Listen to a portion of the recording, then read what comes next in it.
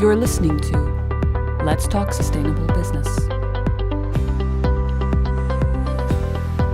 Hello, my name is Uwe Schulte, and it's a pleasure to welcome you to this episode of our series, Let's Talk Sustainable Business. It's brought to you by the Conference Board Global Sustainability Center. Today, I'm welcoming back Chever Voltmer, Plastics Initiative Director at Ocean Conservancy. Chever worked at the Office of Ocean and Polar Affairs at the U.S. Department of State. She was an active member of the U.S. Foreign Service in several countries. Chever holds an undergraduate degree in economics and Russian studies and holds a master from the National War College, where she was a distinguished graduate. In our last episode, Chever gave us a brief overview of the Ocean Conservancy activities and brought to light the issue of ocean plastic. Welcome back, Chever. Thank you so much. It's a pleasure to be back. So let's just briefly summarize what we've discussed the last time. So you guys at the Conservancy, Ocean Conservancy, are not only looking into the plastics problem, as acute as it might be, you also look at sustainable fishery and a lot of other things. Can you just briefly summarize? Sure. So we work on the greatest challenges to the ocean and for wildlife and the communities around it. So our programs include work to tackle climate change, including, and I think we talked a little bit about this last time, ocean acidification, ocean planning, and fisheries, and then of course the trash free seas program, which is the part of the organization that I work in. Yeah, you had some very interesting things to say about sustainable fishery, but that is for the other episode. When we talk about the ocean plastics problem, as far as I understood what you said, it's we actually have fundamentally two tasks ahead of us. One is that we should actually make efforts to avoid plastics leaking into our environment, which means that we have to do much better at recycling. But we also have to avoid plastics where we can. And that's the second thing, is even if we achieve all that, we've already made quite a mess of it. And so we have to do a big cleanup job anyway. So, Chever, let's talk about how can we avoid plastics. Sure. So if you think about how to keep trash out of the ocean, the simplest thing to do is to not use that item in the first place. So there are places that are already working on this, and I will give a shout out here to the European Union. So the European Union has banned, as of this year, certain single-use plastic items, things like plastic cutlery, plates, straws, stirring sticks. And I raise this because if you look at the top 10 list of items we find on beaches and waterways around the world, almost all of those items are on that list. So if you think about something like a straw, it has a very short lifespan. Most people, there are some people who need a straw for medical reasons, but most people do not, can live without a straw, and yet it causes so much harm to marine life. So thinking about getting rid of those single-use plastics that are at high risk of leaking into the ocean is really a smart strategy because it gets rid of them, but at the same time, it improves the quality of what's left in the waste stream. So that's a really smart strategy that I think Europe is pursuing. And in the United States, we're a little bit behind on that, but we are starting to think about how to reduce our use of packaging, because packaging is the other thing that ends up in the ocean very frequently. It's interesting, by the way. We say straw, and we don't think about why it's called straw. Because in the old days, what we would do is take straw, cut it, and have a straw. That was completely sustainable. And now we make it out of plastic. Yeah, interesting. But that avoidance is the one thing. The other one, I believe, is that our recycling systems are really I can't even say broken, because they haven't even been properly established in the first place. We've written in the conference board a report about plastic solid waste recycling, and it was an eye-opener to me. Do you see it the same way? Yes, thinking about recycling has really changed the way I look at the world, right? And thinking about how you can build a circular economy. And This looks very different in different places. In the United States and in Europe, for example, we do a reasonable job of collecting our trash, but we still have a long way to go on recycling. So in our part of the world, we collect it, but then a lot of it gets landfilled or incinerated or exported to developing countries. In the developing world, the problem is a little bit different. They have trouble collecting it, and trying, but in some places, the trash that they do collect, they recycle at rates that are as good or better than ours.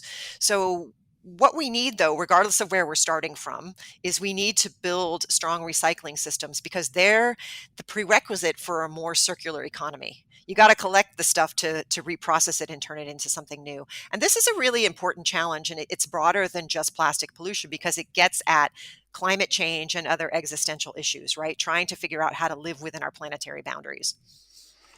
Yeah, you're right, and I think that a lot of people sort of got frustrated when they experience that they even separate trash and then it isn't properly recycled. So there's a big job to do, and I'm glad to say that it seems to be that the issue has been recognized now, and that an increasing number of responsible companies are starting to really engage and say, hey, this is not just something for somebody else, but we have to make sure that we introduce that sort of infrastructure. And I guess that will help you with your job, doesn't it?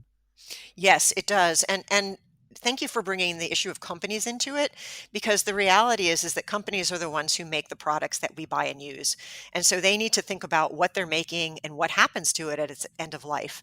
And and while this is sort of their obligation, the reality is they can't solve this problem on their own either, right? They're sort of beholden to whatever recycling systems their products are going into, which varies greatly around the world.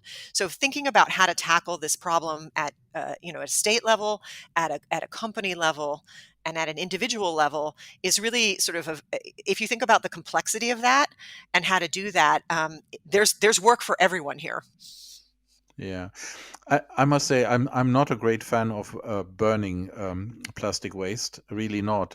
But I rather burn it than put it into the ocean. So let's make sure that anything we can sort of get our grip on doesn't get leaked into the environment again. And I think I know what you mean. That in some parts of the world, um, trash collection and separation is not established, and we have these wild sites that heavily leak into the environment. So that gets us back to something that we've discussed in the last episode already, but I think we should spend a bit more time on it. Um, Avoiding that the stuff gets into the river, or when it is in the river, to get it out of the river. Let's talk a little bit more about it. I understand you have that startup project in Vietnam you talked about, and what I liked about that approach was that it is financially scalable because this problem is big. But there is also the issue of you have to be very careful how you do this because you could actually do a lot of harm in the cleaning up exercise. Can you talk about that? Sure. So um, the process in Vietnam, and this may be the case everywhere, but my experience is really in Vietnam, to get the permits to issue the trash traps was a very long, months long permit process. We had to sort of engage with every single stakeholder that uses the river. So it's used for navigation, it's used for washing and cleaning, it's used for drinking water, it's used for all kinds of purposes for recreation. So dealing with all of the stakeholders, the local government, the national government, to sort of understand that where we were putting the traps was both sort of sustainable for the community, but also for wildlife. And we've been very encouraged. We haven't found any wildlife in our trap yet, so we think it's well designed to sort of allow for wildlife to sort of pass through without problems. Um, so I feel pretty good about that piece, but it is an important element to make sure that you are thinking about doing no harm, right, as a first Mm. principle. Now, when you get that stuff out of the water, What do you do with it? That's an excellent question. And a lot of it is, it depends. It depends on what's available in the local community. And this is the same for the trash that we pick up in our cleanups. And one of the things that we are working on is trying to build and create more sustainable recycling value chains with all this trash that we collect. It's harder said than done because the answer looks different in every place, but trying to figure out um, how to give this trash a second life is something that we're thinking about a lot. So, for example, our global ghost gear team has a new project they're launching called the North American Net Collection Initiative. So they call it Let, let's NANSI. be let's just be clear. Someone might not have listened to this wonderful expression what ghost gear is. Just explain ghost gear before we go on.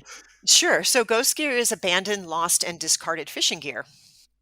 So our team that works with fishing gear has a new project. So when they collect these nets in North America, mainly around Mexico on the US Mexican border, they're going to be recycling them. They've partnered with a company that works with recycled fishing nets and turns them into other things. So skateboards, sunglasses, and other sort of consumer products.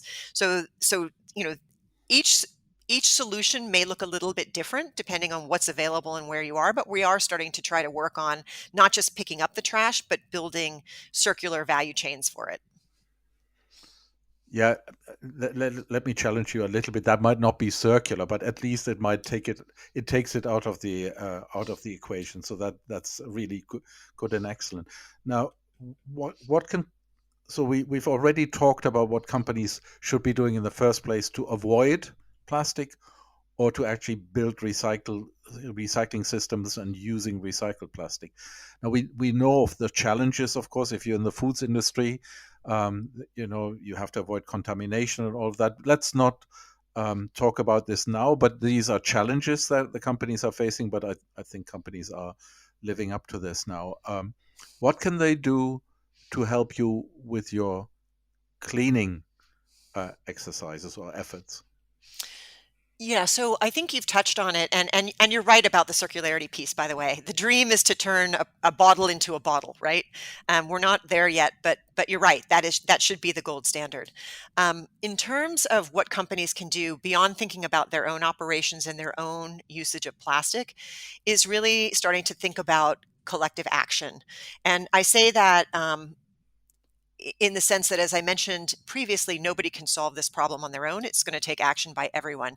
So whether they're working through their trade organizations or they're engaging in policy or in partnerships with organizations like Ocean Conservancy, they can help. They need robust recycling infrastructure to meet their own goals, but they need to work with others to get there. So to give you maybe a couple of examples of how Hmm. we're doing that, um, I mentioned previously that many countries struggle with collecting their trash because it tends to be very expensive. And at the same time, to the extent that any of the trash is being picked up, it's being picked up by informal sector waste collectors. And these people typically live in very difficult and unhealthy, if not dangerous conditions. They live on the margins of their own societies, and they're pretty much viewed as an obstacle to progress. And in some cases, they don't even officially exist. But from our perspective, from an ocean conservation perspective, they're frontline heroes because they keep trash out of the ocean when no one else does. So we at Ocean Conservancy started to wonder, what if we viewed these 15 million informal sector waste collectors around the world not as part of the problem, but as part of the solution? Could we find a way to empower these informal sector waste collectors? In particular, could we find a way to help to incentivize them to keep low value plastic, which is the stuff that gets into the ocean, from leaking into the waterways? And if we could get them to pick it up, could we find end markets for it? And so our goal was to do this in a way that would create what we like to call a triple bottom line: an environmental, a social, and an economic benefit. So that's where our project, which is called Aspire, which stands for Advancing Solutions to Plastic Pollution Through Inclusive Recycling, was born. The Aspire project is supported by Ocean Conservancy's Trash Free Seas Alliance, and that is a group of companies, conservation organizations, and scientists who are all working together to keep trash out of the ocean.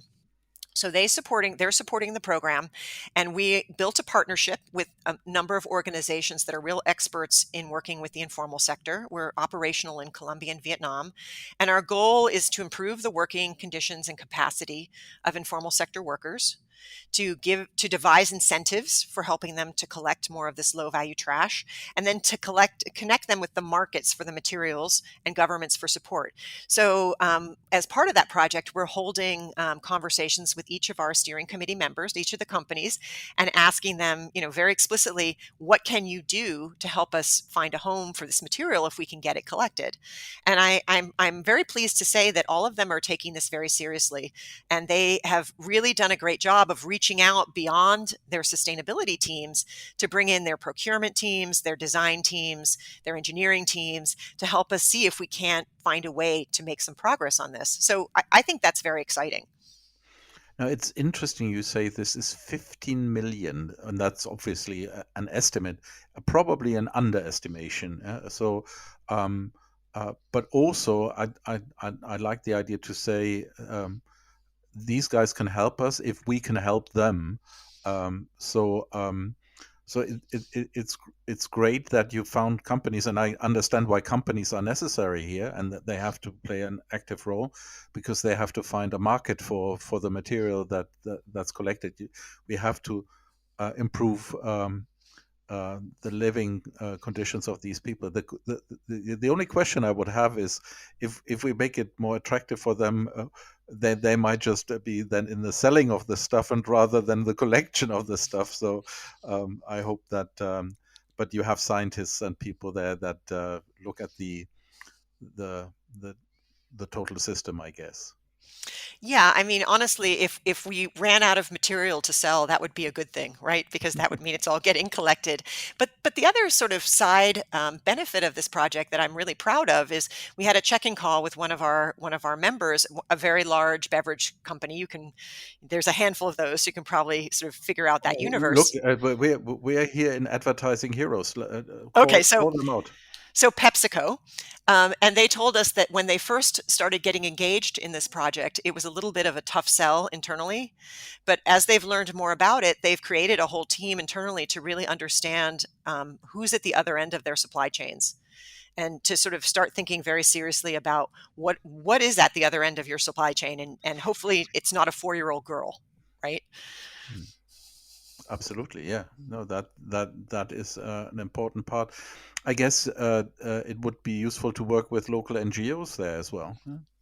Yes, we are working with local partners in both Vietnam and Colombia, and these are organizations who have whose mission is to work with these groups.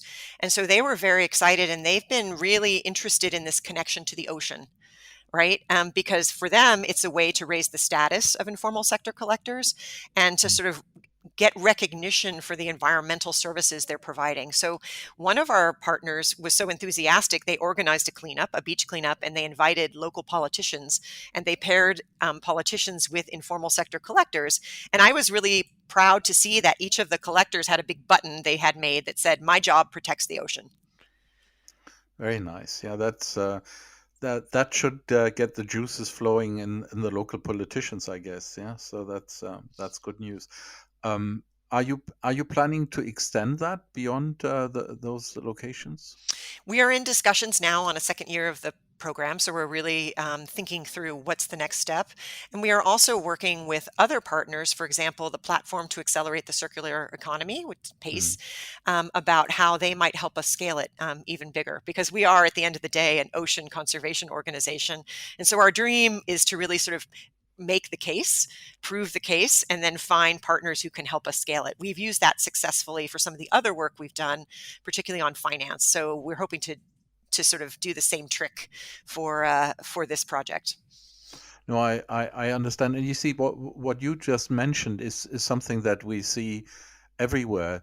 Sustainability initiatives cannot be done by one party in isolation. These are always collaboration efforts. So, and obviously you are a keen collaboration partner. So I think if this podcast encourages the one or two companies to get in contact with you and start supporting you, it will be beneficial for them as well, because as we've just seen, new business models can spring from that, and that can be helpful.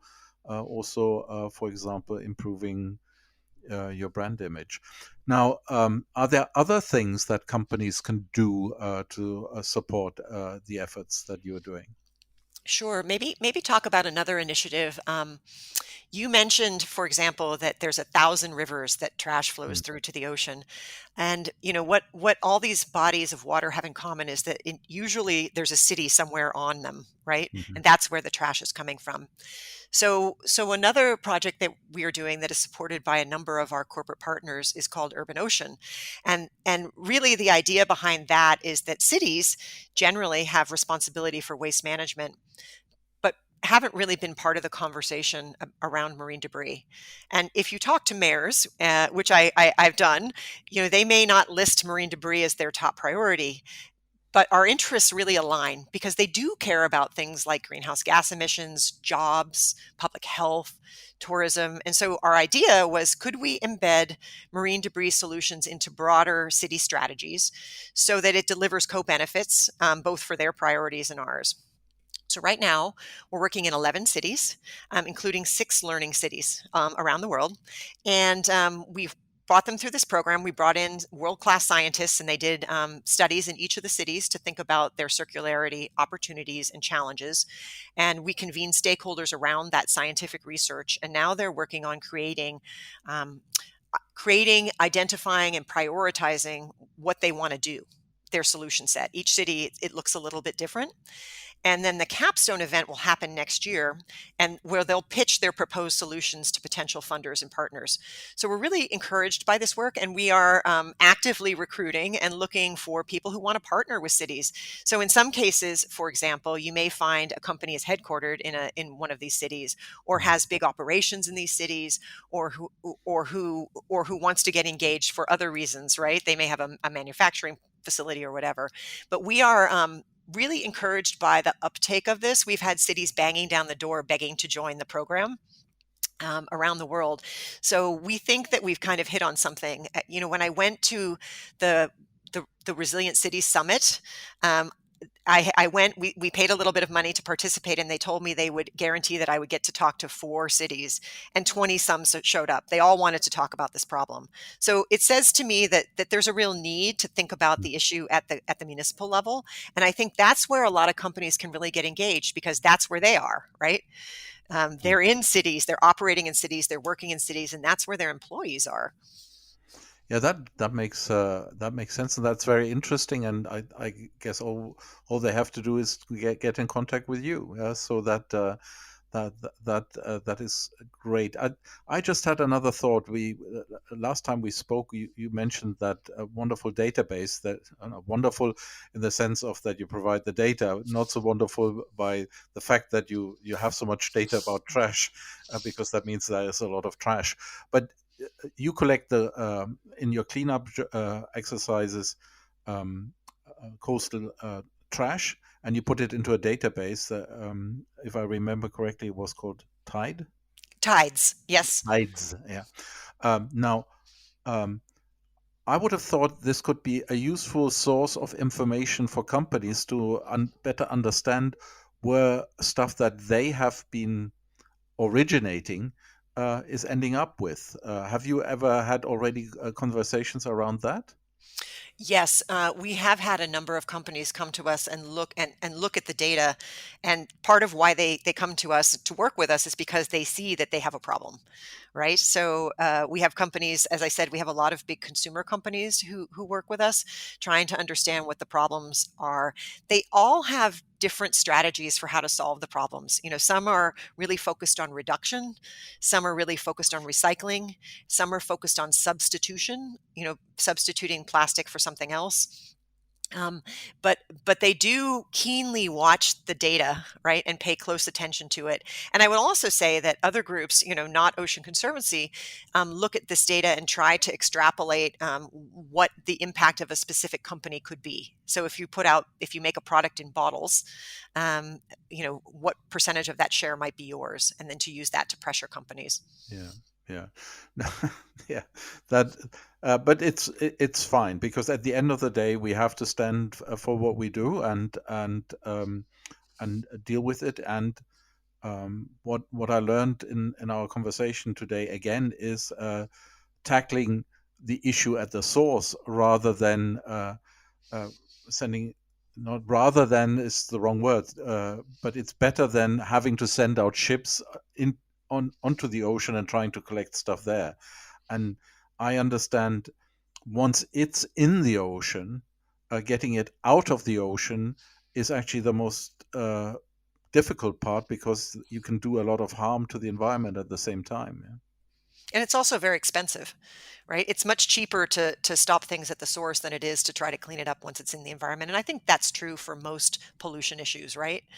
Yeah. So tackling it is a really critical issue. And I will say this: we have lots of, I would call, frank and open discussions with our corporate partners, and I'm always pushing them to do more, as they know. But they usually thank me at the end, because they know on some level that they need to do this, and that having these kinds of conversations is helpful for them, and it's better than having regulations or other things imposed on them, although you need those too.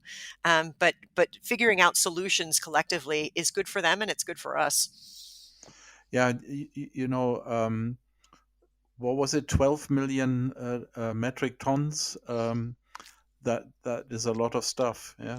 11 million metric tons. Yeah. Oh, sorry, I was exaggerating. Yeah. Yes, not by much though.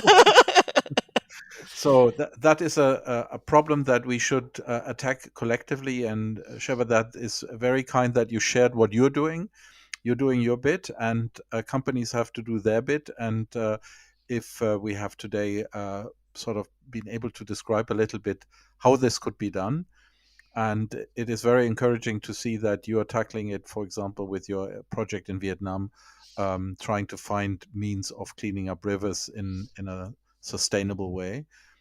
So thank you for sharing all of that, and we wish you a lot of success in your efforts. Thank you so much. And I really want to emphasize that companies do have a key role to play in this, and they are part of the problem, but they also can be part of the solution. Absolutely, and thank you for making that point. So, dear audience, if you've enjoyed this episode, please remember to subscribe to our podcast series or explore the entire catalog of podcast programming from the Conference Board by visiting our website at tcb.org/podcasts. You can also write to us, and we would appreciate feedback at sustainability@tcb.org. Thank you for listening, and please join us again. Goodbye for today. That was Let's Talk Sustainable Business.